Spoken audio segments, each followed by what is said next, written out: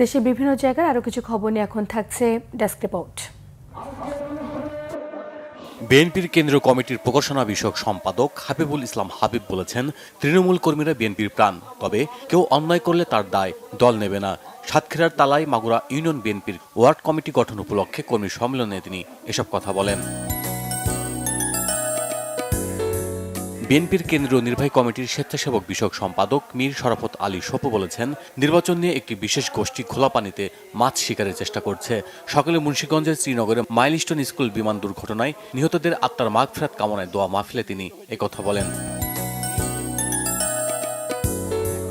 বিএনপির ভারপ্রাপ্ত চেয়ারম্যান তারেক রহমানকে কটূক্তির প্রতিবাদে বিক্ষোভ সমাবেশ হয়েছে ঝালকাঠির কাঠালিয়ায়। দলীয় কার্যালয়ের সামনে থেকে মিছিলটি বিভিন্ন সড়ক প্রদক্ষিণ করে। এতে বক্তব্য রাখেন বিএনপির নেতা অবসরপ্রাপ্ত কর্নেল মোস্তাফিজুর রহমান।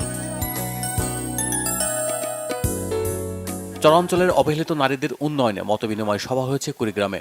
সকালে জেলা প্রশাসকের সম্মেলন কক্ষে এতে বক্তব্য রাখেন জেলা জামায়াতের আমির আব্দুল মতিন ফারুকী, জেলা বিএনপির সিনিয়র যুগ্ম আহ্বায়ক অধ্যাপক শফিকুল ইসলাম বেবু সহ অন্যরা। দেশে জাতিসংঘের মানবাধিকার কমিশনের অফিস স্থাপনের প্রতিবাদে সিলেটে বিক্ষোভ সমাবেশ করেছে জমিয়তে ইসলাম। জাতিসংঘের অফিস স্থাপন করা হলে দেশে স্বাধীনতা সার্বভৌমত্ব হুমকির মুখে পড়বে বলে জানান বক্তারা।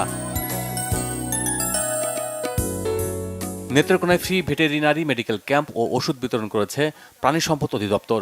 সকালে ঢুলিকাতি সরকারি প্রাথমিক বিদ্যালয় মাঠে এতে উপস্থিত ছিলেন সদর উপজেলার প্রাণী সম্পদ কর্মকর্তা ডাক্তার আরিফা পারভিন রিপা।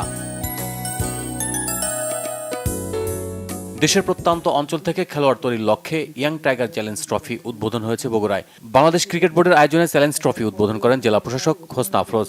উপস্থিত ছিলেন বিসিবির head of operation Habibul Bashar Suman. Bangla vision news desk.